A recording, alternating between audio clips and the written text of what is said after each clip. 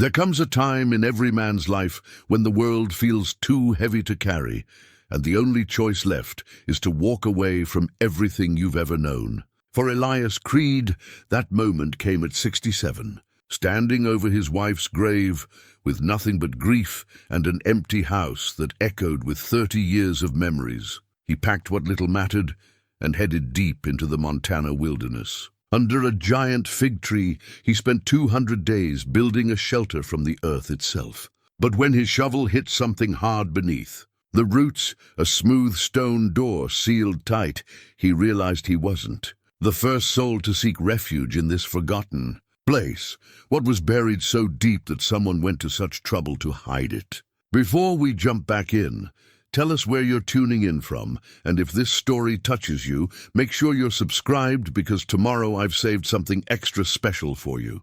The morning Martha died, Elias Creede sat in their kitchen and watched the sun rise through windows she'd hung with yellow curtains 43 years before. The coffee tasted like ashes, and the silence pressed against his eardrums like deep water. For 30 years, she'd been the first voice he heard each morning, and the last each night. Now the house held nothing but echoes, and the weight of memories too heavy for one man to carry alone. The funeral lasted an hour. The wake stretched on for days, filled with well-meaning neighbors bringing casseroles and gentle words that couldn't fill the crater where his heart used to be. When the last visitor left, Elias walked through their small farmhouse in Billings, touching the furniture they'd bought together, the photographs they'd taken, the life they'd built board by board and year by year. In their bedroom, on Martha's dresser, sat the empty jewelry box where she'd kept her wedding ring each night. He'd carved that box from cherry wood during their first winter as newlyweds, when money was tight and love was all they had to keep warm. Now it held nothing but the scent of her perfume and the shape of promises that death had broken. The bank had been patient, but patience has limits. 3 months after the funeral, they came with papers that made everything official. The farm was gone, sold to pay for Martha's cancer treatments and the debts that medical miracles leave behind. Elias signed where they told him to sign and watched strangers walk through the rooms where he'd lived most of his adult life. He'd served 2 tours in Vietnam before settling down with Martha. The army had taught him to survive with nothing but what he could carry on his back. At 67, those lessons came flooding back with the clarity of muscle memory. He packed his old service duffel with clothes, tools, and a few photographs. The cherry wood jewelry box went in last, wrapped in one of Martha's yellow kitchen towels. The truck he'd driven for 15 years still ran strong. Elias pointed it north toward the Beartooth Mountains, following roads that grew narrower and less traveled with each mile. He'd hunted these mountains as a young man, before Martha and mortgage payments and the weight of civilian responsibilities. The forest called to him now with promises of solitude and silence. 3 days into the wilderness, following game trails and half-remembered paths, he found the tree. It stood in a clearing beside a small creek, ancient and massive, its trunk wider than his old farmhouse. The locals called it a fig tree, though it was something altogether different, a species that had somehow survived the ice age in this protected valley. Its roots spread like the fingers of a sleeping giant, creating natural shelters and hiding places among the gnarled bark. Elias made camp beneath its branches and felt something ease in his chest for the first time since Martha's diagnosis. The tree had witnessed centuries of seasons, weathered storms that would have leveled younger growth, and still it stood. There was wisdom in its persistence, comfort in its endurance. He carved his first walking stick from a fallen branch on his 3rd day beneath the tree. The work felt good in his hands, the careful shaping, the smooth sanding, the way the wood revealed its character under patient attention. By the end of the first week, he decided to stay. The shelter began as a simple lean-to against the massive trunk, but Elias had been a carpenter before the war, and his hands remembered the craft. He dug into the earth between the great roots, carving out a space that felt both hidden and secure. The tree's root system provided natural support beams, and the thick canopy overhead shed rain like a living roof. Each day brought new progress. He carved steps into the earth, lined the walls with stones from the creek, built shelves and storage spaces with the patience of a man who had nowhere else to be. The work gave his grief somewhere to go, channeling the restless energy of loss into something tangible and useful. Wildlife became his only neighbors. A family of ravens built their nest in the branches overhead, their morning calls serving as his alarm clock. Deer came to drink at the creek each evening, stepping delicately through the dappled light that filtered through the leaves. A red fox made its den near the base of the tree, seemingly unbothered by the old man who shared its territory. At night, by the light of a small fire, Elias would carve. His hands shaped wood into useful things, spoons, bowls, small boxes that reminded him of the jewelry box he'd made for Martha. The repetitive motion soothed something deep in his soul, the way prayer soothes the faithful, or music calms the troubled. He talked to Martha in the evenings, sharing the details of his progress, the small victories and setbacks of building a life from scratch. Sometimes he imagined he could hear her laugh at his stubborn determination to dig a home from the earth, like some old-time prospector. She'd always teased him about his need to fix things with his hands, to build solutions rather than talk about them. Summer turned to autumn, and autumn toward winter. Elias insulated his underground rooms with pine boughs and learned to bank his fire so it would burn through the night. He'd brought enough supplies to last until spring, and the forest provided the rest: clean water, game for his traps, berries and nuts to supplement his stores.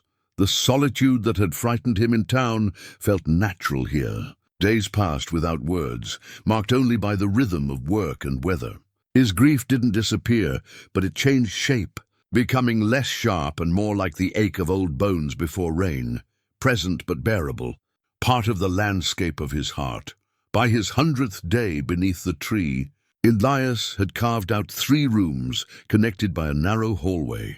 The main room held his bed and fireplace, the second served as kitchen and storage, and the third waited to become whatever it needed to be. He'd built everything by hand, fitting each piece with the precision of a craftsman and the patience of a man who measured time in seasons rather than hours. The walking stick he'd carved that first week had become his constant companion, worn smooth by daily use and marked with small notches for each week of his residency. It was solid cherry wood, dark with age and handling, topped with a carved handle that fit his palm, like it had been made for his grip alone. In many ways, it had, carved by his own hands to meet his own needs, a tool as personal as a signature. Winter tested his preparations, but found them sound. Snow piled deep around the tree, transforming the forest into a cathedral of white silence. Elias learned to read the weather in the behavior of his animal neighbors, to gauge the coming storms by the restlessness of the ravens, or the early retreat of the deer to sheltered valleys.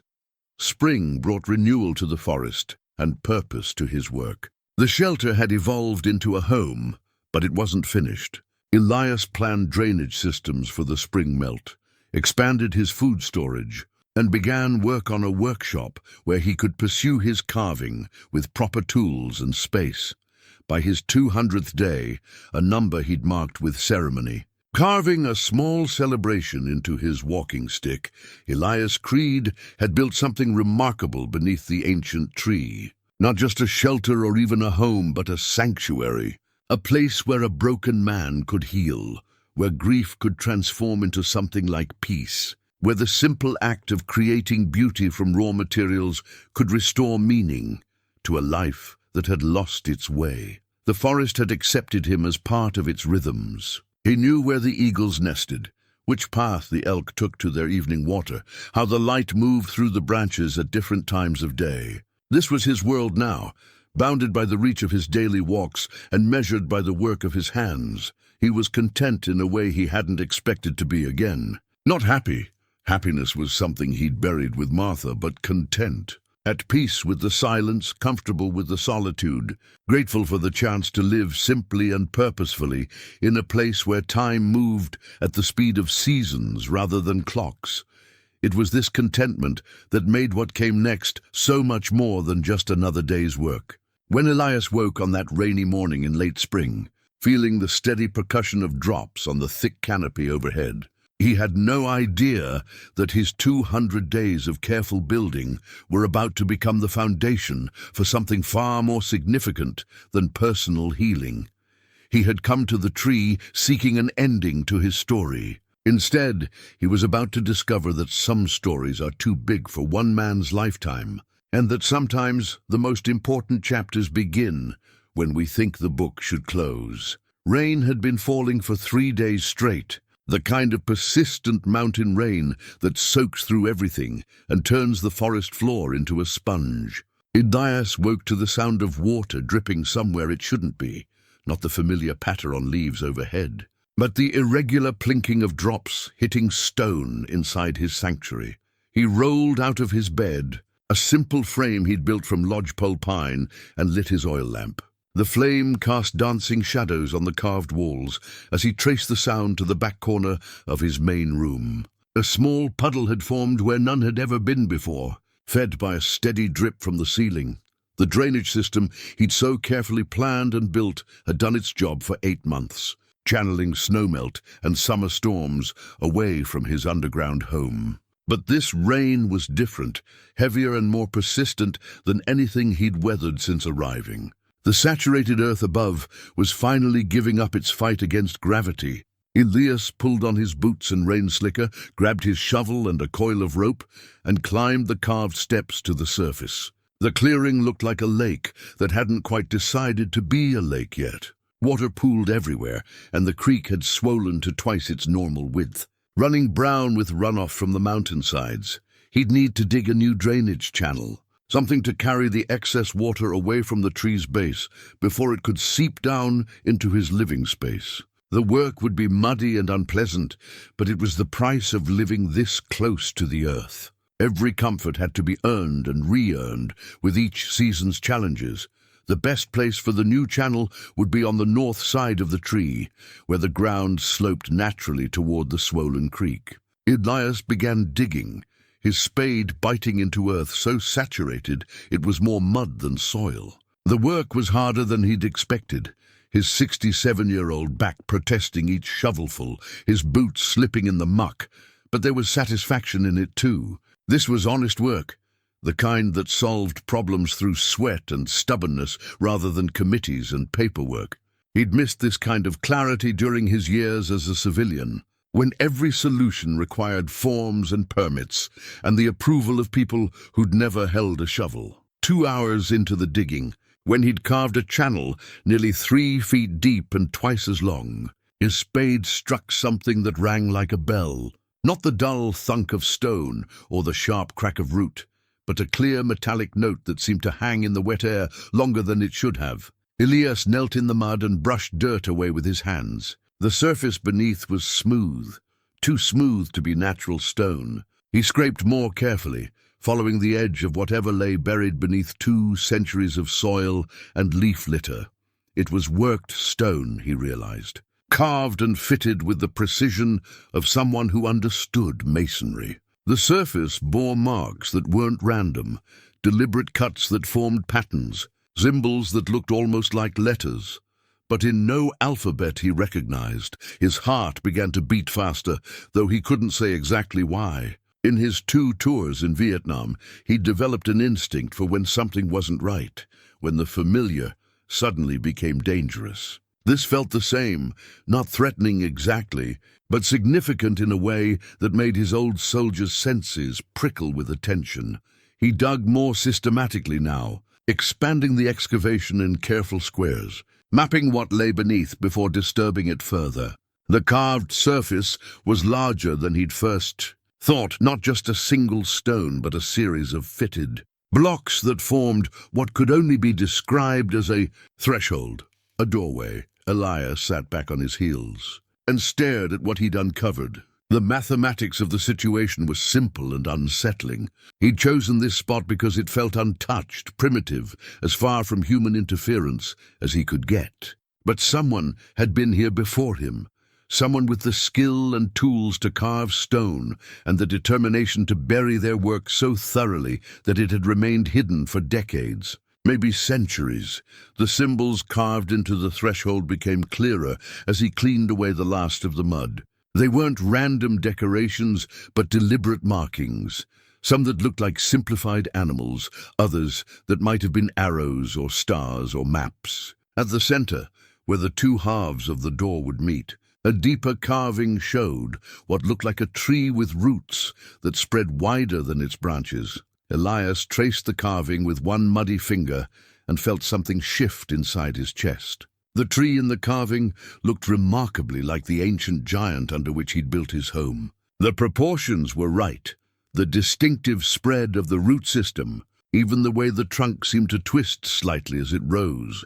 He'd thought he was the first to recognize this place as special, to see the potential for shelter and solitude in its natural features. But someone else had seen it too, long before he was born. Someone who'd thought it important enough to mark with permanent stone, to create a threshold that suggested something lay beyond.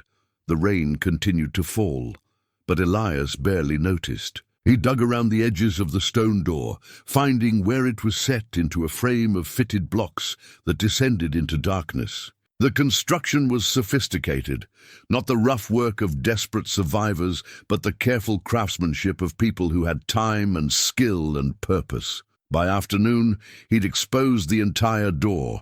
It was roughly 6 feet tall and 3 feet wide, sized for human passage, but built to last forever. The two halves met in a perfect seam that was sealed, with some kind of mortar or clay that had hardened over the years into something nearly as strong as the stone itself. Elias stood in his muddy excavation and faced a choice that felt bigger than deciding whether to open an old door. For 200 days, he'd been building a simple life based on simple needs: shelter, food, solitude, peace. He'd found what he came looking for in the rhythm of honest work and the embrace of natural silence. This door represented something else entirely. Questions instead of answers, complications instead of simplicity, the intrusion of human mystery into his carefully constructed retreat from human affairs. He could cover it back up, redirect his drainage channel, and pretend he'd never found it. No one would ever know, but even as he considered walking away, Elias knew he wouldn't. The same stubbornness that had driven him to dig a home from the earth, to build a life from the ruins of loss, wouldn't let him ignore what he'd found. Some doors demanded to be opened, and this was one of them. The seal proved more stubborn than he'd expected. Years of freeze and thaw had set the mortar like concrete, and his first attempts with hammer and chisel barely scratched the surface. But Elias had learned patience in his months beneath the tree, and patience proved stronger than stone. As the sun began to set behind the rain clouds, painting the forest in shades of grey and shadow, he finally felt the seal crack. Not all at once, but with the slow inevitability of ice breaking up in spring. One crack became 2, then 4, then a web of fractures that spoke of surrender. When the seal finally gave way completely, it did so with a sound like a held breath being released. The door shifted slightly inward, revealing a gap of absolute darkness that seemed to swallow the last light of day. Elias peered into the opening and felt cool air flow out, carrying with it the scent of deep earth and something else, something that might have been old leather or dried herbs or the ghost of long-extinguished fires. It was the smell of a place that had been sealed away from the world, preserved in darkness, like a secret too important to forget. He would need light to see what lay beyond the threshold, and tools and time to work carefully. But as he stood in the rain, looking into that mysterious darkness, Elias Creede felt something he hadn't experienced since Martha's death: anticipation. Not just curiosity, but the deep hunger of a man who'd found a puzzle worthy of his attention. Tomorrow, he would discover what lay beyond the ancient door. Tonight, he would dream of the possibilities. And for the first time in months, those dreams would be about the future rather than the past. Dawn came grey and misty. The rain finally spent, but leaving the forest dripping and hushed. Elias woke with the eager restlessness of a child on Christmas morning, though he tried to tell himself this was just another day's work. The ancient door waited in its muddy excavation like a question that demanded an answer. He ate breakfast by lamplight, coffee, strong enough to wake the dead, and leftover cornbread that tasted like sawdust in his excitement. His hands trembled slightly as he gathered his tools, the oil lamp, a battery-powered flashlight he'd been saving for emergencies, his smallest pry bar, and a canvas bag for whatever he might find inside. The morning air was cool and clean, washed by the 3-day rain. Water still dripped from every surface, and the creek ran high and brown, but the oppressive weight of the storm had lifted. Elias picked his way carefully down into the excavation, noting how the rain had washed the exposed stonework clean, revealing details he'd missed in yesterday's excitement. The symbols carved into the threshold were clearer now. What he'd taken for random markings resolved into deliberate patterns, geometric shapes that might have been maps or calendars, animal figures that could have been clan symbols or hunting guides. And everywhere, the recurring image of the great tree with its spreading roots. The door itself stood slightly ajar, just as he'd left it when the seal finally gave way. The gap was perhaps 6 inches wide, enough to let out that strange mixture of scents, but not wide enough for a man to squeeze through. Elias positioned his lamp to throw the maximum light into the opening and peered inside. He could make out stone walls and what looked like a floor of fitted blocks. But the chamber beyond was larger than his light could reach. The air that flowed out was cool and dry, suggesting good ventilation despite the sealed entrance. Somewhere in the darkness, water dripped with the steady rhythm of a clock. Using his pry bar as a lever, Elias worked to open the door wider. The hinges, if they could be called that, were carved stone pins that fitted into sockets in the frame. They moved reluctantly, grinding with the sound of stone on stone, but they moved. Whoever had built this had understood engineering as well as masonry. When the gap was wide enough to admit his shoulders, Elias lit his lamp and stepped inside. The chamber was roughly circular, perhaps 12 feet across, with a domed ceiling that disappeared into shadows above his lamp's reach. The walls were lined with stone shelves, and on those shelves sat objects that made his breath catch in his throat. Pottery vessels, their surfaces decorated with painted designs that echoed the carvings on the door. Baskets woven from materials he couldn't identify, their contents long since turned to dust. Tools made from stone and bone and what looked like copper. Green with age, but still recognizable as knives and scrapers and awls. But it was the book that drew his attention. It sat on a stone pedestal in the center of the chamber, bound in leather that had somehow survived the centuries in the dry air. The cover was dark brown, almost black, and bore no title or decoration that he could see. Beside it lay what looked like a writing instrument, a carved bone stylus stained with the remnants of long-dried ink. Elias approached the pedestal slowly, his lamp held high, hardly daring to breathe.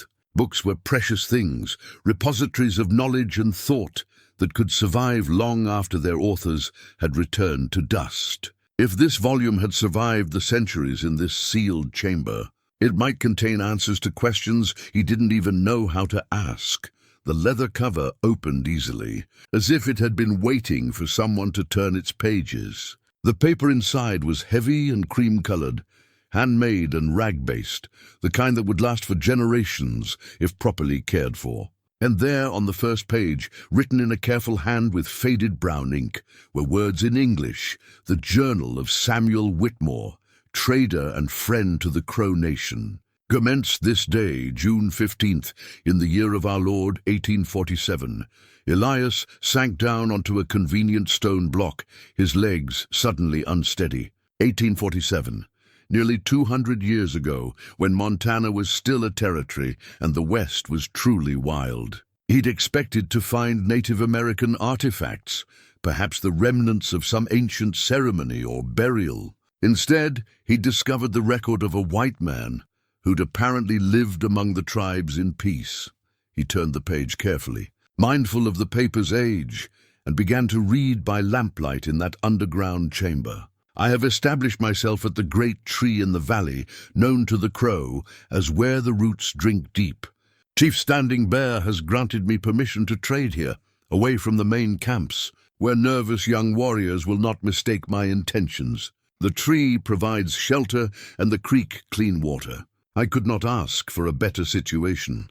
The handwriting was clear and educated, the language formal but warm. Samuel Whitmore had been a man of some learning, someone who understood the importance of keeping records. Elias read on, fascinated by this glimpse into a world that had vanished before his grandfather was born. Entry after entry revealed a man trying to build bridges between two worlds that seemed destined to collide. Whitmore traded fairly, learned the Crow language, respected their customs, and appeared to be genuinely accepted by Standing Bear's band.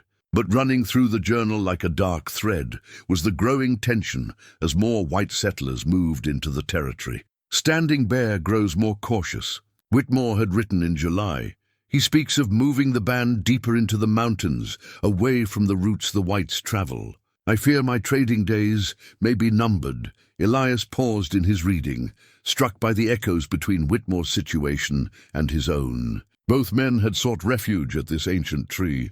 Both had tried to build something meaningful in a world that seemed increasingly hostile to their vision of peace. The journal painted a picture of a man caught between worlds, trying to maintain his integrity while navigating forces much larger than himself. Whitmore clearly cared deeply for Standing Bear's people, but he also understood the historical currents that were carrying both races toward conflict. I have hidden the winter's trading goods in the deep chamber beneath the tree's roots, one entry revealed. Gold coins and silver pieces, payment for furs and horses that Standing Bear's people will bring when the snow flies. Better to keep such wealth hidden than to tempt desperate men to violence. The journal entries grew more troubled as summer turned toward autumn. Reports of violence between whites and Indians became more frequent. And most ominously, a group of prospectors had been asking questions about the white Indian who traded with the tribes. The final entries were hurried, the handwriting less careful. They have found the tree. I watched them from the high rocks as they searched my old campsite. I must warn Standing Bear. They spoke of following any trail that leads to the Crow camps. And there the journal ended, mid-page, as if Samuel Whitmore had been interrupted in his writing and never returned to finish his story. Elias closed the journal carefully and sat in the flickering lamplight. A white trader had lived at this tree in 1847, had built friendships with the local tribes, and had apparently disappeared just as tensions were reaching their breaking point. The chamber where he now sat had been Whitmore's hiding place, his insurance against the chaos of a changing world. But what had happened to the man himself? And what had become of Standing Bear and his people? As he prepared to leave the chamber, Elias felt something shift in his understanding of his sanctuary. This wasn't just his refuge anymore. It was part of a longer story, a place where people had always come seeking shelter from the storms of their time. Elias returned to the chamber the next morning with better light and a small brush he'd fashioned from pine needles. Samuel Whitmore's journal had kept him awake most of the night, its unfinished story gnawing at him like an unsolved equation. The trader's fate might be lost to history, but perhaps other clues remained in the sealed room. He examined the stone shelves more carefully this time, noting how each object had been placed with deliberate care. The pottery vessels weren't randomly stored, but arranged by size and function. The baskets showed signs of being packed hastily, their contents spilled and scattered, as if someone had been searching through them in darkness or desperation. It was behind the largest pottery jar that he found it, a glint of tarnished silver that caught his lamplight. Elias worked the object free with gentle persistence, mindful not to damage anything in his eagerness. What emerged was a medallion the size of a silver dollar, attached to a leather cord that crumbled at his touch. The medallion bore an image that made his breath catch. On one side, the familiar figure of the great tree with its spreading roots. On the reverse, two hands clasped in friendship above symbols that clearly represented peace, a pipe, an eagle feather, and what looked like a stylized sun. Elias turned back to the journal, searching for any mention of such an object. He found it in an entry from late June. Standing Bear presented me today with a medallion of friendship, crafted by his own hands from silver, traded from the Spanish territories. Wear this, he told me, and any of my people will know you as brother. The honor overwhelms me. To be accepted so completely by a man of such wisdom and character speaks to possibilities I had not dared imagine. The medallion represented more than just friendship. It was a passport, a guarantee of safe passage among Standing Bear's people. For Samuel Whitmore to have left it behind in this chamber suggested either great haste or the certainty that he would not be returning to claim it. Elias held the medallion up to the lamplight, studying the intricate engraving. The craftsmanship was exquisite, each detail carved with the precision of someone who understood that this piece would need to last for generations. Standing Bear had not made this lightly or given it casually. The implications troubled him. If Whitmore had been forced to abandon such a precious gift, what had become of the friendship it represented? Had Standing Bear's trust been betrayed? Had the trader's disappearance somehow endangered the very people he'd tried to protect? Further exploration of the chamber revealed more disturbing evidence. Near the back wall, partially hidden behind a stack of trade blankets, Elias found signs of hasty packing. Personal items were scattered, as if someone had been grabbing essentials in darkness. A spare shirt, a leather pouch containing what looked like dried meat, and most tellingly, a pistol still in its holster. Samuel Whitmore had not left voluntarily. A man planning an orderly departure would have taken his weapon, his medallion of friendship, and his personal effects. These items suggested someone who'd been interrupted, perhaps surprised, and forced to flee with nothing but the clothes on his back. The journal entries took on new meaning with this context. Elias read them again, looking for clues he might have missed. The final entry, written in that hurried hand, gained urgency. September 28th, 1847. They have found the tree. I watched them from the high rocks as they searched my old campsite, looking for sign of where I might have gone. I must warn Standing Bear. They spoke of following any trail that leads to the Crow camps. If I can reach him before they do, perhaps this tragedy can be avoided. The entry ended there, mid-sentence. But now Elias could picture what might have happened next. Whitmore had been writing by lamplight in this very chamber when he'd heard something. Voices, perhaps, or the sound of horses approaching. He'd blown out his lamp, grabbed what he could, and slipped out through some exit that Elias hadn't yet discovered. But he'd never made it back. The thought sat heavy in the underground chamber. Samuel Whitmore had been a good man trying to prevent a tragedy, and somewhere between this sanctuary and Standing Bear's camp, his story had ended. Whether through violence, accident, or simple misfortune, he'd become another casualty of the collision between cultures that had shaped the American West. Elias found himself taking the failure personally, as if Whitmore's fate somehow reflected on his own choices. Both men had sought refuge at the great tree. Both had tried to build something meaningful away from the world's complications. But where Elias had found peace in solitude, Whitmore had found responsibility he couldn't abandon. The difference was telling.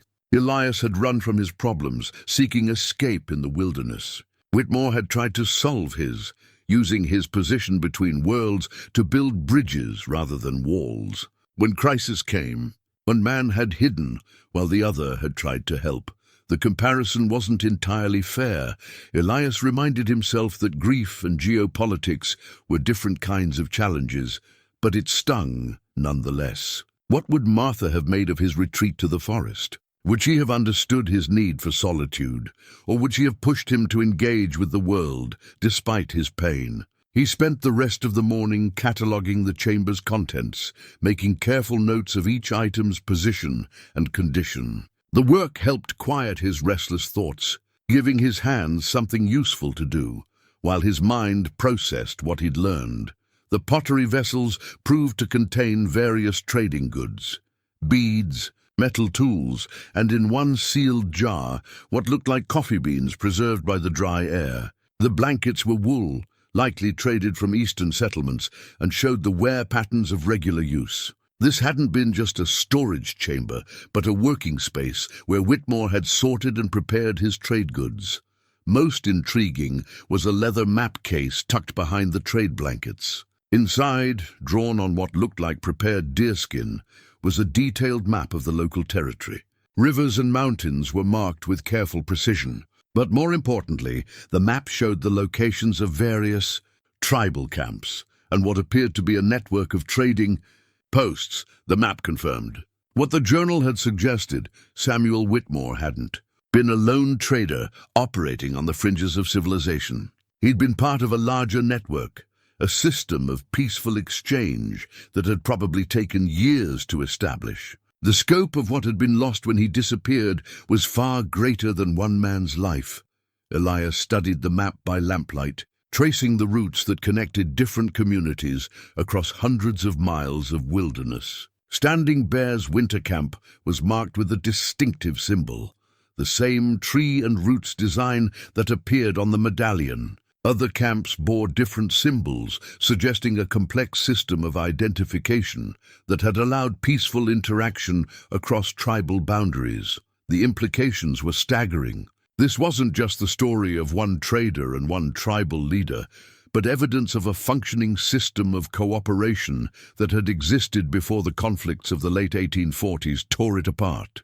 Whitmore's disappearance hadn't just ended his personal story, it had probably contributed to the collapse of an entire network of peaceful relationships. As afternoon shadows lengthened in the chamber, Elias faced a decision that felt remarkably similar to the one Whitmore had confronted in his final journal entry.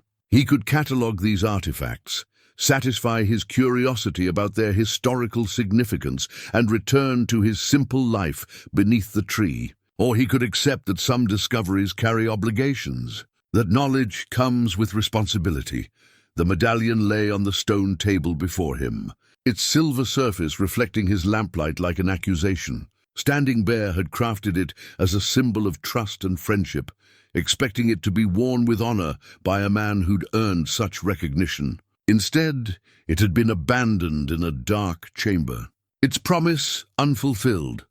Elias picked up the medallion and felt its weight, not just the silver, but the weight of trust betrayed and friendship broken through no fault of the participants. Samuel Whitmore had tried to honor what this medallion represented, and it had probably cost him his life.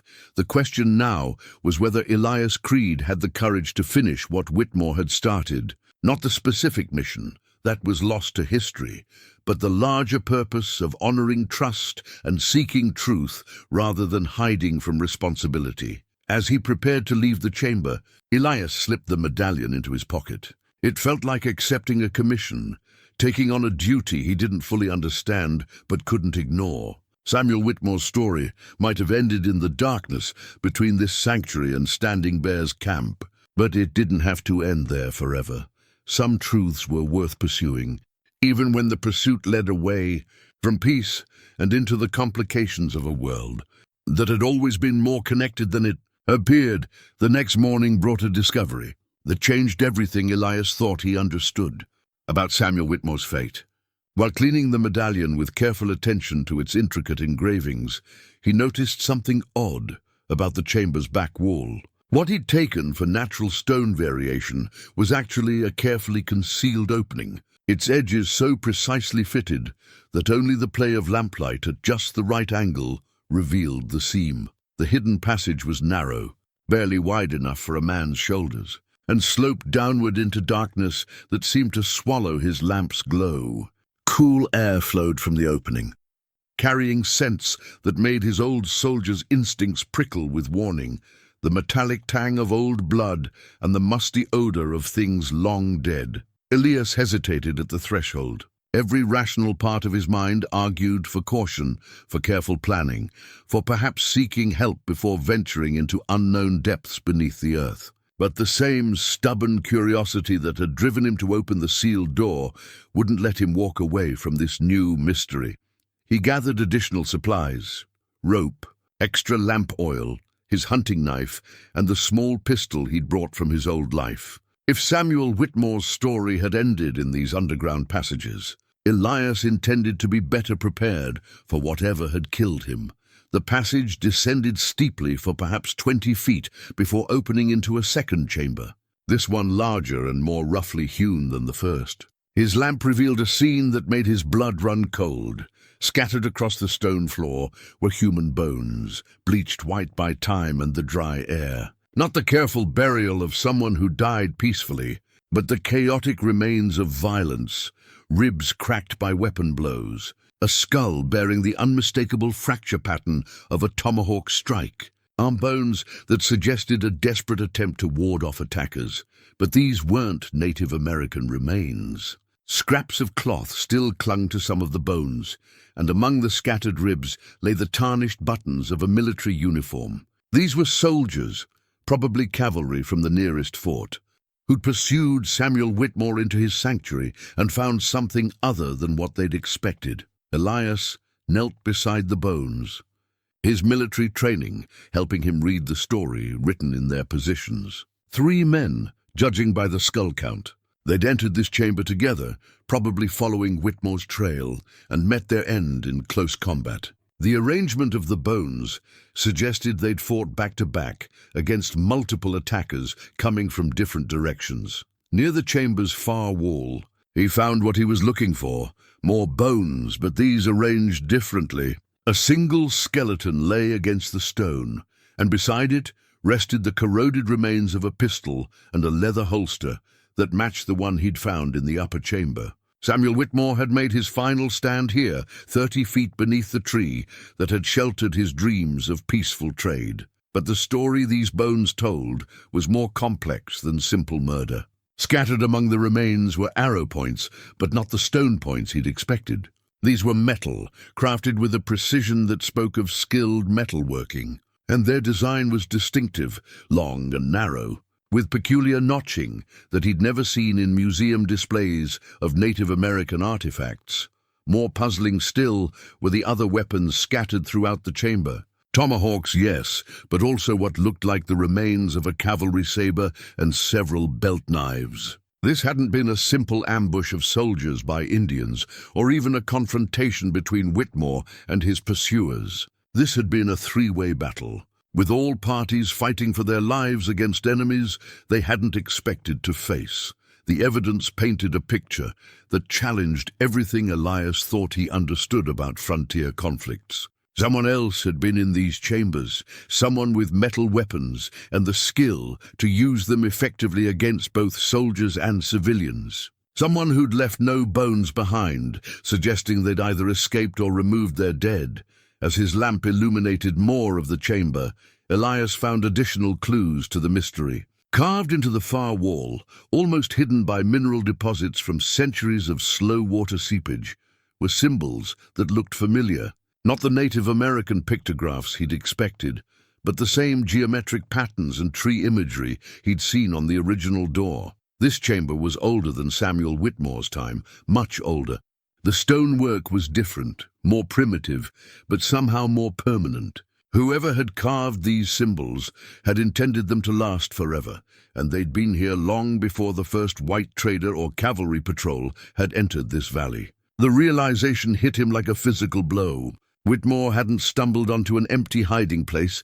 He'd found an ancient site, something that had been sacred or significant to the original inhabitants of this land. And when tensions escalated in 1847, that significance had drawn violence like a magnet draws iron. The broken arrow points took on new meaning. They weren't crude stone points, but sophisticated metalwork, suggesting a level of craftsmanship that predated European contact. Whoever had made these weapons had possessed skills and knowledge that had somehow been lost to history. Elias gathered several of the arrow points, handling them with the reverence due to artifacts that might rewrite understanding of pre-Columbian America. The metal was unlike anything he'd seen, not iron or copper, but something that had maintained its edge and strength through centuries of burial. The craftsmanship was exquisite, each point individually shaped and balanced, but it was the discovery near Samuel Whitmore's remains that truly shook him. Clutched in the bones of the trader's right hand was a small object that had somehow survived the decades, a piece of carved stone bearing the same tree symbol that appeared throughout the chamber complex. But this carving was different, more detailed, showing not just the tree, but human figures beneath its branches. The figures were clearly meant to represent different peoples, some in robes that suggested European dress, others in the traditional garments of plains tribes, and still others in clothing he couldn't identify. All were gathered beneath the great tree in what appeared to be a scene of peaceful cooperation or ceremony. Whitmore had died holding this carving, suggesting it held significance beyond mere decoration. Perhaps it was a map, or a historical record, or even a prophecy of the cooperation he'd tried to build between cultures. Whatever its original meaning, it had been important enough for a dying man to clutch in his final moments. The implications were staggering. This wasn't just the site of a forgotten trader's death. It was evidence of a much larger story, one that connected ancient peoples with historical events and suggested layers of meaning that scholars might spend decades unraveling. But scholarship was a luxury Elias couldn't afford. The bones in this chamber represented real people who died violent deaths, and the weapons scattered among them suggested that the violence might not be as historical as he'd assumed. Someone had crafted those metal arrow points with skills that hadn't died out in 1847. As he prepared to leave the lower chamber, Elias noticed something that made his blood run cold. Near the entrance, partially hidden by mineral deposits, were scratches in the stone that looked far too recent to be ancient. Deep gouges that suggested someone had been digging or carving here within recent years, perhaps recent decades. The sanctuary beneath the great tree wasn't just a repository of historical mysteries, it was an active site, visited by people who understood its significance and possessed the tools and knowledge to access its deepest secrets. Samuel Whitmore had stumbled onto something far more complex than a simple trading post, and his discovery had apparently cost him his life. Now Elias faced the same choice that had confronted the trader in 1847. He could document his discoveries, satisfy his curiosity, and retreat to the safety of ignorance. Or he could pursue the truth, knowing that some truths came with a price that might be higher than he was prepared to pay. The carved stone in his hand seemed to pulse with its own weight, as if the ancient tree depicted in its surface was trying to communicate across the centuries. Whatever secrets lay buried beneath its roots, they were still alive, still dangerous, and still demanding answers from anyone brave enough to ask the right questions. 3 days of careful exploration revealed the full scope of what lay beneath the great tree. The chamber complex was vast, connected by passages that had been carved from living rock with tools and techniques that challenged everything Elias thought he knew about this continent's history. The deepest chamber, nearly 50 feet below ground, held the discovery that changed his understanding completely. Rolled carefully in oiled leather and stored in a stone niche was a map unlike anything he'd ever seen. Not drawn on paper or parchment, but painted on prepared deerskin with pigments that had maintained their vivid colors through centuries of storage. The map showed the entire Montana Territory and beyond, marked with symbols that represented not just geographical features, but complex networks of relationship and meaning. The great tree was at the center, marked with the familiar symbol, but surrounded by radiating lines that connected it to dozens of other sites across hundreds of miles. Each site bore its own distinctive symbol, some that clearly represented tribal territories, others that suggested trading posts or ceremonial grounds, and still others marked with symbols he couldn't interpret. But it was the notation along the map's borders that made his hands shake as he held it. Written in multiple languages, English, Spanish, French, and what looked like several Native American scripts, were descriptions of treaties, agreements, and alliances that painted a picture of cooperation far more extensive than any history book had ever suggested. According to this map, the Great Tree had been the center of a vast network of peaceful exchange that had operated for generations before white settlement disrupted it. Standing Bear's people hadn't just been one isolated band trading with Samuel Whitmore. They'd been part of a continental system of diplomacy and commerce that had somehow vanished from recorded history. The implications were staggering. If this map was accurate, the standard narrative of constant warfare between tribes was a fiction. These territories had been connected by trade routes, diplomatic protocols, and shared ceremonies that had maintained peace across vast distances. The arrival of European settlers hadn't just displaced individual tribes, it had shattered a functioning civilization. Elias studied the map for hours, cross-referencing it with his knowledge of regional history and geography. The locations marked as trading centers corresponded to places where archaeological digs had found unusually sophisticated artifacts. The diplomatic routes followed river systems and mountain passes that were still used by modern highways. The evidence was there, hidden in plain sight, waiting for someone to piece together the larger pattern, but the map raised more questions than it answered. Who had maintained this network? How had they managed to coordinate activities across such vast distances without modern communication? And most importantly, what had happened to them when the system collapsed? Part of the answer lay in another section of the deepest chamber.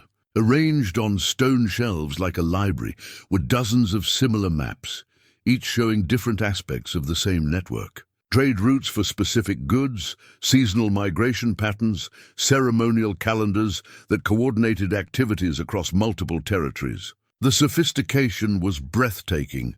More disturbing were the final maps in the collection, ones that showed the network's collapse. Drawn in different pigments, with notations that seemed increasingly urgent, these maps documented the systematic destruction of the peaceful alliances. Treaties broken, trading posts abandoned, entire communities scattered or destroyed. The Great Tree was marked with a symbol that clearly meant last. Refuge or final sanctuary. Samuel Whitmore hadn't just stumbled onto a historical site. He'd found the operational headquarters of a dying civilization. His journal entries took on new meaning when read against this context. Standing Bear hadn't just been a tribal chief, but a keeper of ancient knowledge. One of the last people who understood how the old system had worked. The traders' attempts to rebuild peaceful relationships hadn't been naive idealism, but an effort to revive something that had once flourished across the continent. His death hadn't just ended one man's dreams. It had extinguished the last hope of restoring a way of life that had sustained countless communities for generations. Elias felt the weight of this knowledge settling on his shoulders like a heavy coat. The chamber complex wasn't just a historical curiosity, it was a repository of lost wisdom, containing information that could reshape understanding of pre-Columbian America. The maps alone represented decades of careful observation and documentation by people whose names had been erased from history. But knowledge without context was just curiosity, and Elias lacked the expertise to interpret what he'd found. The symbols and notations required linguistic skills he didn't possess. The geographical references needed cross-checking against modern surveys. The historical implications demanded research into tribal oral traditions and archaeological records. He needed help. But help meant revealing the location of the chambers and risking the destruction of everything he'd found. Academic interest could be as destructive as grave robbing when it came to sensitive sites. Government involvement might mean seizure of the artifacts and closure of the area to further research. The dilemma was complicated by another discovery that made his blood run cold. Among the final maps was one that showed recent additions, markings in different pigments that appeared to have been made within the last few decades. Someone else knew about this place, someone who understood its significance and had been updating the ancient records with modern information. The recent markings showed new developments that hadn't existed when Samuel Whitmore was alive. Railroad lines, mining claims, military installations, and what looked like survey markers for future construction projects. Whoever had made these additions possessed both detailed knowledge of the ancient network and access to current industrial development plans. The pattern was ominous. Every new marking represented another piece of the original network being destroyed or compromised. Rivers dammed for hydroelectric projects flooded ceremonial sites. Highway construction cut through ancient trade routes. Mining operations destroyed archaeological evidence before it could be properly studied. But the most disturbing discovery was a series of recent notations around the Great Tree itself. Survey markers, geological assessments, and what appeared to be preliminary plans for some kind of industrial development. The last sanctuary of the ancient network was under immediate threat, and whoever was updating these maps knew it.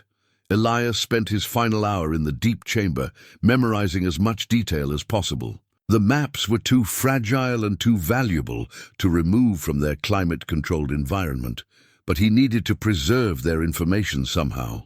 Using paper and pencil from his supplies, he sketched the most important routes and copied the most crucial notations. The work was painstaking and incomplete, but it gave him enough information to begin research into the modern implications of what he'd found. The ancient network might be gone, but its remnants still existed in tribal oral traditions, archaeological sites, and geographical features that retained their original significance. As he climbed back through the chamber complex toward his underground home, Elias felt the weight of responsibility settling deeper into his bones. He'd come to the wilderness seeking escape from the world's complications, but instead, he'd discovered complications that stretched back centuries and forward into an uncertain future. The carved stone he'd found in Samuel Whitmore's hand seemed to pulse with warmth in his pocket, as if the ancient tree it depicted was trying to communicate across time and death. The trader had died trying to preserve something precious, and now that burden had passed to someone who'd never asked for it, but couldn't walk away from it. Martha would have understood, Elias realized. She'd always pushed him to engage with problems rather than avoiding them, to use his skills where they were needed most rather than where they were most comfortable. His retreat to the wilderness had been necessary for healing, but healing was supposed to prepare you for return to service, not permanent escape from responsibility. The maps in the deep chamber represented more than historical curiosity. They were evidence of genocide, of the systematic destruction of a sophisticated civilization that had maintained peace across vast territories for generations. That knowledge came with obligations that extended far beyond personal comfort or academic interest. Standing in his lamplit sanctuary beneath the great tree, surrounded by the tools and comforts he'd built with his own hands, Elias faced the hardest decision of his life since Martha's death. He could preserve his peace and let the ancient secrets remain buried, or he could honor Samuel Whitmore's sacrifice by finishing what the trader had started. The choice felt inevitable, even as it terrified him. Some discoveries demanded action, regardless of personal cost. The question wasn't whether he would act, but whether he possessed the courage and wisdom to act correctly. Elias emerged from the chamber complex to find his world forever changed. Scattered around the great tree's base, driven into the earth like metal tombstones, were bright orange survey stakes bearing the logo of Consolidated Mining Corporation. Fresh boot prints in the soft earth told the story of recent visitation, multiple people, heavy equipment, and the kind of systematic evaluation that preceded major industrial development. His sanctuary had been discovered. The nearest stake bore a metal tag with coordinates and survey data that made his blood run cold. CMC 2024 MT7739. Grid references that encompassed not just the tree, but several square miles of the surrounding valley. This wasn't exploratory surveying. This was the kind of comprehensive mapping that happened after mineral rights had been secured and development plans approved. Elias pulled one of the stakes from the ground and examined it closely. The metal was new, probably placed within the last few weeks, while he'd been consumed with exploring the underground chambers. The surveyors had worked quietly and efficiently, documenting his refuge with the clinical precision of people who saw only resources to be extracted rather than sacred sites to be preserved. But it was the small notation at the bottom of the tag that made his hands shake with rage. Historical survey completed. No significant archaeological findings. Approved for Phase 2 development. Someone had already conducted an official archaeological assessment and found nothing worth preserving. The lie was breathtaking in its audacity. Whoever had conducted that survey had either been criminally incompetent or deliberately dishonest. The chamber complex beneath the tree represented one of the most significant archaeological discoveries in North American history, and some bureaucrat with a clipboard had dismissed it as empty wilderness.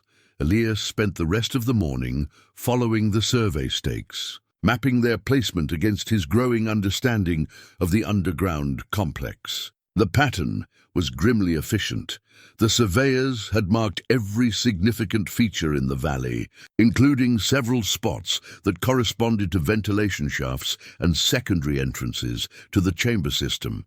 They knew. Whoever had placed these stakes understood exactly what lay beneath the tree, and they were moving to destroy it before anyone else could object. The archaeological survey had been a formality, a bureaucratic fig leaf to cover what amounted to sanctioned vandalism. The scope of the planned destruction became clear when he found the development plans. Tucked under a rock cairn near the creek, probably left by a careless surveyor, was a folder containing preliminary blueprints for something called Project Clearwater. The documents were stamped with corporate logos, government approval seals, and the kinds of legal language that made theft sound like progress. According to the plans, Consolidated Mining Corporation intended to strip mine the entire valley for rare earth minerals. The great tree would be cut down, the creek diverted, and the earth excavated to a depth of 200 feet. Every trace of the ancient chamber complex would be obliterated in the pursuit of materials needed for modern electronics and military applications. But it was the corporate letterhead that made Elias's discovery feel like a personal betrayal. The CEO of Consolidated Mining Corporation was listed as Marcus Whitmore, great-great-grandson of Samuel Whitmore, the trader who had died trying to preserve this place. The historical irony was devastating. The descendant of a man who had sacrificed his life to protect the ancient network, was now planning to destroy the last remaining evidence of what his ancestor had died trying to save. Samuel Whitmore's own bloodline had become the instrument of the final desecration. Elias sat beside the swollen creek and tried to process the magnitude of what he'd discovered. This wasn't just corporate greed or bureaucratic incompetence. This was the culmination of a historical pattern that stretched back to 1847. The same forces that had killed Samuel Whitmore were now finishing the job through legal and economic means. Rather than violence, the development timeline was aggressive. Phase 2 approval was scheduled for the following month, with earth-moving equipment arriving by midsummer. Within 6 months, everything he'd discovered would be buried under tons of displaced earth and industrial debris. The voices of the ancient network would be silenced forever. Their maps and artifacts ground to dust by machinery that measured progress in tons of ore extracted per day. But the corporate documents revealed something else that changed everything. Buried in the legal language was a reference to pre-existing claims and traditional use rights that had been resolved through negotiation with affected tribal representatives. Someone representing the modern descendants of Standing Bear's people had been involved in approving this destruction. The betrayal felt complete. Not only were Samuel Whitmore's descendants destroying his legacy, but the spiritual heirs of Standing Bear's wisdom had apparently sold their birthright for whatever compensation Consolidated Mining had offered. The alliance that had once protected this place had been dissolved. By the same economic pressures that had always torn communities apart, Elias hiked to higher ground and used his old military binoculars to survey the valley from above. What he saw confirmed his worst fears. Access roads were already being cut through the forest, following routes that would bring heavy equipment within a few hundred yards of the tree. Temporary buildings were under construction at the valley's mouth, offices, equipment storage, and living quarters for the crews that would soon begin the systematic destruction of everything he'd come to love about this place. The operation was massive, well-funded, and moving forward with the kind of inexorable momentum that characterized modern industrial projects. Individual objections would be brushed aside. Environmental concerns would be addressed with minimal mitigation measures, and historical significance would be weighed against economic impact with predictable results. But as Elias studied the development plans more carefully, he found something that offered a glimmer of hope. The legal documents referenced specific survey reports and archaeological assessments that formed the basis for the project's approval. If those reports were fraudulent, if someone could prove that significant historical artifacts existed on the site, the entire development could be challenged in court. The burden of proof would be enormous. He would need expert archaeological assessment, legal representation, environmental impact studies, and probably the support of tribal authorities who had apparently already been bought off. The fight would be public, expensive, and almost certainly doomed to failure. Against a corporation with unlimited resources and political connections, but Samuel Whitmore's journal had taught him something about the cost of walking away from responsibility. The trader had faced impossible odds in 1847, knowing that his efforts to prevent violence would probably cost him his life. He tried anyway, because some things were more important than personal safety or comfort. The ancient maps in the deep chamber told the story of a civilization that had maintained peace across vast territories through cooperation, diplomacy, and shared respect for sacred places. That wisdom was worth preserving, worth fighting for. Even if the fight seemed hopeless, Elias climbed down from his observation post and returned to the tree with a sense of purpose he hadn't felt since Martha's death. His retreat to the wilderness was over. The world had found him anyway, and it demanded a choice between comfortable defeat and impossible resistance. The survey stakes around the tree looked different now. Not like metal tombstones marking the death of his sanctuary, but like a declaration of war against everything the ancient network had represented. Marcus Whitmore and his corporate allies might have money, lawyers, and political influence, but they didn't have the truth. And sometimes, in a world that seemed to value everything except wisdom and continuity, the truth was the only weapon that mattered. As evening shadows gathered beneath the great tree, Elias began to plan his campaign. He would need allies, expertise, and resources he didn't currently possess. But he had something his opponents lacked: intimate knowledge of what lay beneath their feet, and the moral authority that came from understanding what was at stake.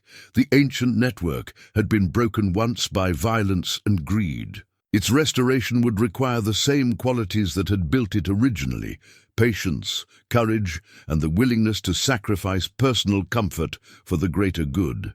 Samuel Whitmore had understood that. Standing Bear had understood that. Now it was Elias Creed's turn to prove that some things were worth fighting for, regardless of the odds against success. The drive to Billings felt like traveling backward through time, each mile taking Elias further from the sanctuary he'd built and closer to a world he'd tried to forget. His old truck groaned under the weight of carefully packed artifacts: Samuel Whitmore's journal, photographs of the chamber complex, and the most crucial evidence of all. Wrapped in oiled cloth and secured in a locked toolbox, 3 days of preparation had transformed him from hermit to crusader. He documented everything with methodical precision, creating multiple copies of the most important photographs and hiding backup sets of evidence in sealed containers throughout the chamber complex. If corporate mining destroyed the site, at least some record would survive to tell the story. The Crow Nation headquarters in Crow Agency was his first stop. The receptionist, a young woman with traditional braids and a business suit that spoke of navigating two worlds, looked skeptical when he explained his mission. Another white man with theories about tribal history, her expression seemed to say. They'd heard it all before, but when Elias carefully unwrapped Standing Bear's peace medallion and placed it on her desk, everything changed. She called for the tribal historian, an elderly man named Joseph Knows His Gun, whose weathered face went pale when he saw the silver disc. "Where did you find this?" Joseph asked in English heavily accented with Crow inflections. "Under the great tree in the valley where the roots drink deep," Elias replied, using the phrase from Whitmore's journal. Joseph's intake of breath was sharp and sudden. "You know the old words. You have been to the sacred place." It wasn't a question. The conversation that followed lasted 3 hours and changed everything Elias thought he understood about his discoveries. The tribal oral tradition had preserved not just the memory of Standing Bear and Samuel Whitmore, but detailed knowledge of the ancient network and its destruction. Joseph's grandfather had been Standing Bear's youngest son, a child when the trader disappeared, but old enough to remember the stories. "The tree place was our heart," Joseph explained, spreading a modern map on the conference table. "All the paths of peace started there. When the trader died and the chambers were sealed, the network broke apart like ice in spring flood. Without the center, the connections could not hold. But the most shocking revelation came when Joseph pulled out a folder of legal documents that had been gathering dust in the tribal archives. "Consolidated Mining approached us 2 years ago," he said. "They offered compensation for traditional use rights to the valley. Our council voted to accept, but not everyone agreed. The dissenting opinion, filed by Joseph himself, painted a very different picture of the negotiations. Consolidated Mining had presented fraudulent archaeological reports, pressured tribal council members with economic incentives, and deliberately concealed the true historical significance of the site. The company knew exactly what they were destroying. Marcus Whitmore came himself to the final meeting," Joseph said, his voice heavy with disgust. "He claimed his ancestor was just another settler, that there was nothing sacred about the place. He lied to our faces about his own family history. The tribal council's approval had been narrow, 5 votes to 4, and based on incomplete information. If the dissenting members had known about the chamber complex and its contents, the vote would have gone the other way. Joseph was certain of it, but overturning a tribal council decision required new evidence and a formal challenge process that could take months. Time they didn't have. With Phase 2 approval scheduled for the following week, Elias shared everything he'd discovered, holding nothing back despite the risks. Joseph photographed the journal pages with shaking hands, his eyes bright with tears when he read Whitmore's descriptions of his friendship with Standing Bear. This wasn't just historical evidence, it was vindication of oral traditions that had been dismissed by white academics for generations. "There is more," Joseph said when they'd finished reviewing all the evidence. "The medallion you found, it was not just a token of friendship. It was a commission, a sacred trust. Standing Bear gave it to the trader as a sign that he spoke for all the allied tribes. Whitmore carried the authority of the entire network. The implications were staggering. Samuel Whitmore hadn't just been an individual trader, but an officially appointed representative of the ancient alliance. His death had been not just murder, but a diplomatic assassination that had helped trigger the collapse of the entire system. If Whitmore died carrying that medallion," Joseph continued, "then the commission was never completed. According to our traditions, his authority passes to whoever recovers the medallion and accepts the responsibility it represents." Elias felt the weight of the silver disc in his pocket like a burning coal. He'd thought he was just preserving historical artifacts, but according to Joseph's interpretation, he'd inherited a diplomatic mission that stretched back nearly 2 centuries. The next stop was the office of Sarah Chen, an environmental lawyer who specialized in challenging industrial development on Native American lands. Joseph had made the introduction, vouching for her integrity and expertise in cases that seemed impossible to win.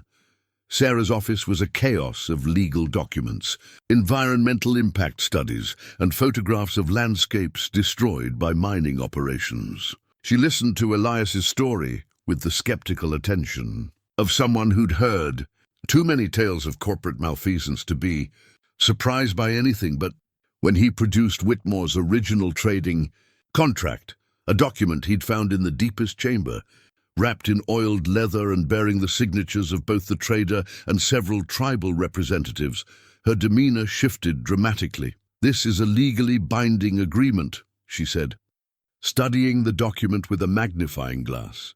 "It grants specific trading rights in perpetuity, not just to Whitmore, but to his heirs and assigns. If Marcus Whitmore is really descended from Samuel Whitmore, then this contract is still valid." The legal implications were complex but potentially devastating for Consolidated Mining. The original agreement had never been formally revoked, and it granted exclusive trading rights that would preclude industrial development. If they could prove Marcus Whitmore's lineage and establish the document's authenticity, they might be able to stop the mining operation entirely. "But we'll need expert authentication," Sarah warned. "Paper analysis, ink dating, historical verification. That kind of analysis takes weeks, and we have days." The solution came from an unexpected source. Dr. Margaret Fitzgerald, Professor Emeritus of American History at the University of Montana, had built her career studying 19th-century frontier documents. Sarah knew her personally and could arrange an emergency consultation. Dr. Fitzgerald's examination of the trading contract was thorough and definitive. The paper was period-appropriate. The ink formulation matched other documents from the 1840s, and most importantly, the signatures matched known examples of Samuel Whitmore's handwriting from military records. "This is authentic," she declared after 3 hours of careful analysis. "More than that, it's historically significant. This document provides evidence of formal diplomatic relationships between European traders and Native American nations. That goes far beyond what we've previously understood, but her most valuable contribution was genealogical. Dr. Fitzgerald had researched the Whitmore family for a previous project and could confirm Marcus Whitmore's direct descent from Samuel Whitmore. The mining company CEO was indeed the legal heir to his ancestors' trading rights and responsibilities. The irony is profound," she noted. "Marcus Whitmore is legally bound by his ancestors' agreement to respect the traditional uses of this land. His own mining operation violates the contract that gives him his only claim to legitimacy in the valley." Armed with authentication of the trading contract, tribal opposition to the mining project, and legal representation, Elias felt the first stirrings of hope. But Sarah Chen's experience warned against overconfidence. Consolidated Mining has unlimited resources and political connections, she cautioned. "They'll challenge everything: the document's authenticity, the tribal council's authority to revoke their previous approval, even our standing to bring the lawsuit. This fight will be expensive, public, and probably brutal." The preliminary injunction hearing was scheduled for the following Monday, just 3 days before Consolidated Mining's Phase 2 approval deadline. If they could convince a federal judge to halt the project pending full legal review, they might buy enough time to build a stronger case. But if they lost the hearing, the bulldozers would arrive within the week, and everything beneath the great tree would be lost forever. As Elias prepared for the legal battle ahead, he felt the weight of history pressing down on his shoulders. Samuel Whitmore had died trying to prevent the destruction of the ancient network. Standing Bear had trusted a white man to protect what was sacred to his people. Now their collective legacy rested in the hands of a grieving widower who'd wanted nothing more than to be left alone. The medallion in his pocket seemed to pulse with its own heartbeat, as if the spirits of all who had protected this place were lending him their strength. Monday's hearing would determine whether their sacrifices had meaning, or whether the forces of destruction would finally complete the work they'd started in 1847. Win or lose, Elias knew he would never again be the man who'd sought refuge beneath the tree. Some discoveries changed you forever, and some responsibilities once accepted became part of who you were until the day you died. Sunday night found Elias in a Billings motel room, staring at documents spread across 2 beds and a small table. Sarah Chen had insisted on one final review of their evidence before Monday's hearing, and the weight of what they were attempting felt heavier with each passing hour. Outside, rain drummed against the windows with the same persistence that had led him to discover the ancient door beneath the tree. The hearing would take place in federal district court before Judge Patricia Morrison, a Reagan appointee known for her skepticism toward environmental challenges, but also for her strict adherence to property law. Sarah had chosen their legal strategy carefully. Rather than arguing environmental protection, they would focus on contract law and property rights, concepts Judge Morrison respected. At midnight, Elias made one final journey back to the valley, driving through the rain-soaked darkness to retrieve one more piece of evidence from the deepest chamber. What he sought lay in a niche he'd discovered only days before, hidden behind loose stones that had taken hours to carefully remove. Wrapped in layers of oiled hide and cedar bark was a sacred bundle, the kind that held a tribe's most precious spiritual objects. But this bundle was different. It contained not just traditional items, but European objects that had been incorporated into Native American ceremony. A silver communion cup, a leather-bound Bible with text in both English and Crow, and most remarkably, a formal letter written in Standing Bear's careful English script. The letter, dated September 15, 1847, was addressed to the President of the United States and bore the official seal of the Crow Nation. In it, Standing Bear formally proposed the establishment of a permanent peace treaty based on the successful trading relationship he'd built with Samuel Whitmore. The trader wasn't just a friend, he was Standing Bear's chosen ambassador to the white government, carrying a formal diplomatic proposal that could have changed the course of Western expansion. The white man Whitmore has shown that peace between our peoples is not only possible, but profitable for all. Standing Bear had written, "I propose that he carry this message to your great council, that what we have built in the shadow of the sacred tree might spread across all the lands where our peoples meet." Elias felt his hands shake as he read the letter by lamplight. This wasn't just a historical curiosity. It was evidence of a formal diplomatic initiative that had been lost when Whitmore disappeared. Standing Bear had been trying to prevent the Indian Wars through negotiation, using his relationship with the trader as the foundation for a continental peace agreement. But as he prepared to leave the chamber, he heard something that made his blood run cold. Voices echoing down from the surface and the mechanical whine of equipment being unloaded from trucks. Someone was working at the site in the middle of the night, 3 days ahead of their official schedule.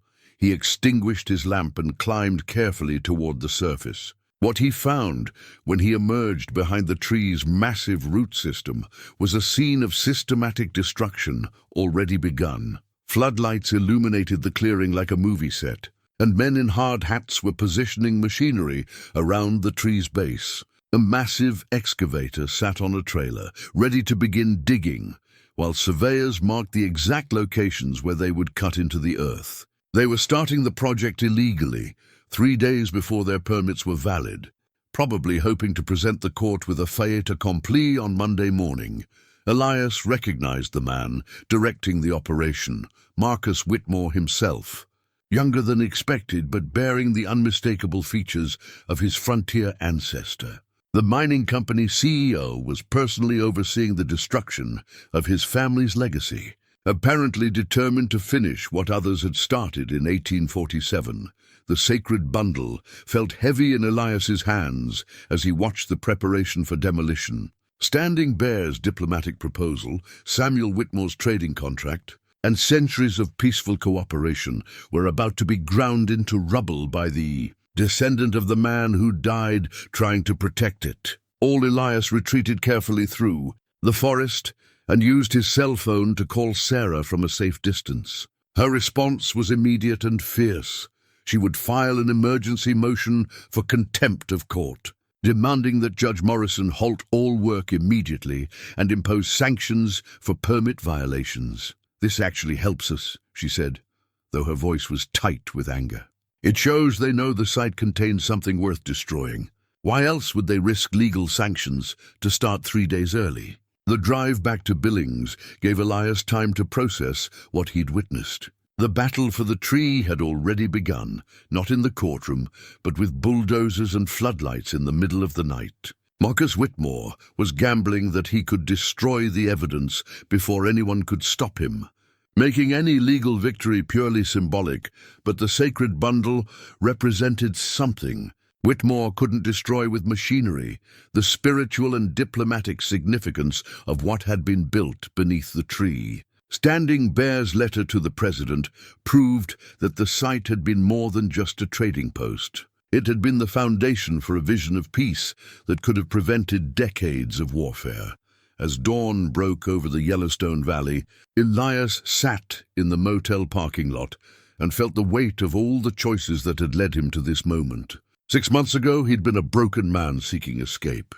Now he was the guardian of secrets that could reshape understanding of American history.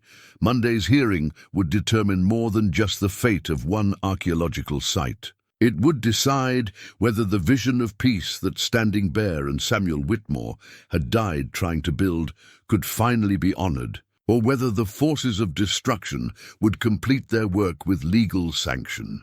In his pocket, the peace medallion seemed to pulse with warmth, as if Standing Bear himself was lending strength for the battle ahead. The federal courthouse in Billings had never seen anything quite like the Monday morning hearing that would determine the fate of the great tree. Media trucks lined the street outside, drawn by a story that had somehow captured the public imagination over a single weekend. Environmental groups, tribal representatives, and mining industry lobbyists crowded the gallery, creating an electric tension that Judge Patricia Morrison acknowledged with a sharp bang of her gavel. "This court will maintain order," she announced, her steel-gray hair and stern expression brooking no argument. "We are here to determine questions of law, not to conduct a political rally." Sarah Chen sat at the plaintiff's table with a confidence that Elias didn't feel. Surrounded by boxes of evidence that represented months of hasty research compressed into a few crucial days. Across the aisle, Consolidated Mining's legal team occupied twice as much space, their expensive suits speaking to resources that dwarfed anything the opposition could muster. Marcus Whitmore sat in the front row, his presence a reminder that this wasn't just about corporate profits, but about personal legacy. When he'd entered the courtroom, Joseph Knows His Gun had whispered a traditional crow curse under his breath. The preliminary arguments focused on the emergency motion to halt all work at the site. Sarah had documented the illegal early start with photographs taken at dawn, showing heavy equipment positioned around the tree in clear violation of permit timelines. "Your Honor," Sarah argued, "defendant has demonstrated flagrant disregard for the legal process by beginning destruction 3 days ahead of schedule. This suggests consciousness of guilt and an attempt to destroy evidence." Consolidated Mining's lead attorney, Rebecca Torres, responded with technical explanations about equipment positioning. But Judge Morrison had seen the photographs. "The court finds that defendant's actions constitute a material violation of permit conditions," she ruled. "All work at the site is hereby enjoined pending resolution of this hearing." The substantive hearing began with Dr. Fitzgerald's testimony about the trading contract's authenticity. Under oath, she detailed the scientific analysis that confirmed the document's age and historical validity. The 1847 agreement between Samuel Whitmore and Standing Bear's representatives was legally binding and had never been formally revoked. This contract grants exclusive trading rights in perpetuity, Dr. Fitzgerald explained. It specifically prohibits any activity that would disturb the sacred nature of the place where roots drink deep. Strip mining would constitute a direct violation. Torres attacked the document's relevance with surgical precision. "Your Honor, this alleged contract predates Montana statehood by decades. Even if authentic, It has no bearing on modern mineral rights established through proper legal channels. But Sarah was ready with genealogical evidence proving Marcus Whitmore's direct descent from Samuel Whitmore. Defendant's CEO is the legal heir to this contract, she argued. He cannot simultaneously claim rights through his ancestor while violating the agreements that ancestor made. The courtroom stirred as the implications became clear. Marcus Whitmore's own family history had become the weapon that could destroy his mining project. Joseph Knows His Gun took the stand next, speaking in English carefully measured to carry the weight of oral tradition. He described Standing Bear's relationship with Samuel Whitmore, the significance of the Peace Medallion, and the spiritual importance of the great tree to the Crow Nation. The white man who lived beneath the tree was more than trader, Joseph testified. He was chosen speaker for all allied tribes, carrier of words that could have prevented the wars that followed. But it was the newspaper clipping that delivered the killing blow to Consolidated Mining's case. Found among Whitmore's personal effects in the chamber, the yellowed paper from the September 30th, 1847 edition of the Montana Pioneer contained an article that changed everything. Sarah approached the bench with the carefully preserved clipping, its headline still legible: "Peaceful Trader Murdered by Claim. Jumpers, Crow Alliance Broken." The article provided contemporary evidence of the violence that had destroyed the trading relationship. According to this eyewitness account, Sarah read to the court, Samuel Whitmore was killed by a gang of prospectors led by one Marcus Whitmore, the great-great-grandfather of the current defendant, who believed the trader was hiding gold in collusion with hostile Indians. The courtroom erupted in gasps and whispers. Marcus Whitmore's own ancestor had been responsible for the murder that destroyed the peaceful alliance his descendant was now trying to complete through legal means. Judge Morrison banged her gavel for order, her eyes fixed on the newspaper clipping with obvious fascination. "Mr. Torres, does your client wish to respond to this evidence?" The defense team huddled in frantic conference before Torres rose with visible reluctance. "Your Honor, we question the relevance of 19th century events to modern property law." But the legal momentum had shifted decisively. Sarah presented the sacred bundle as evidence of Standing Bear's formal diplomatic proposal, proving that the site had been intended as the foundation for a continental peace treaty. "Your Honor," Sarah concluded, defendant seeks to complete the destruction that his ancestor began in 1847. This court has the opportunity to honor the diplomatic intentions that Samuel Whitmore died trying to fulfill. Judge Morrison recessed for deliberation, leaving both sides to wait in tense silence. When she returned, her expression was unreadable. "This court finds that the trading contract of 1847 establishes binding obligations that run with the land," she announced. "Defendants' mineral rights are subject to the terms of that agreement, which specifically prohibit activities that would disturb the sacred nature of the site." The ruling was comprehensive and devastating to Consolidated Mining. All permits were revoked, the site was designated as a protected historical area, and Marcus Whitmore was ordered to fund a comprehensive archaeological survey. As Elias watched Marcus Whitmore storm from the courtroom, he realized that legal victory was only the beginning. 6 months after Judge Morrison's ruling, Elias stood beneath the great tree, watching a group of Crow Nation elders perform a ceremony that had waited nearly 2 centuries to be completed. The wooden sign beside him, carved from oak and mounted on posts of native stone, bore simple words in both English and Crow. "Sacred tree, historical and cultural preserve, where roots drink deep." The archaeological survey mandated by the court had revealed wonders that exceeded even Elias's expectations. Dr. Fitzgerald led a team of specialists who documented chamber after chamber of preserved artifacts, maps, and records that rewrote the understanding of pre-Columbian cooperation across North America. The site was now protected under both federal historic preservation law and tribal sovereignty agreements, ensuring its safety for future generations. But the real transformation was in the people who came to learn from what had been preserved. The visitor center, built with funds from Consolidated Mining's court-ordered settlement, welcomed researchers, students, and anyone seeking to understand how different cultures had once found ways to live in peace.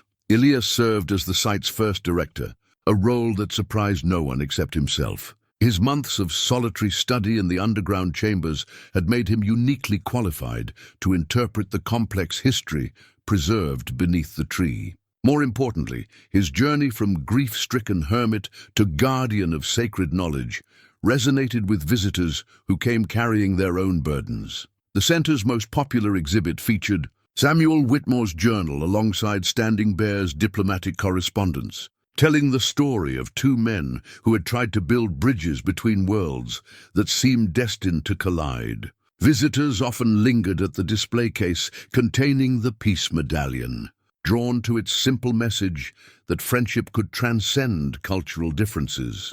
Joseph Knows His Gun served as cultural liaison, sharing oral traditions that complemented the written records found in the chambers. His grandfather's stories, passed down through 5 generations, provided context that no academic study could match. When he spoke of Standing Bear's vision for continental peace, his words carried the authority of personal memory.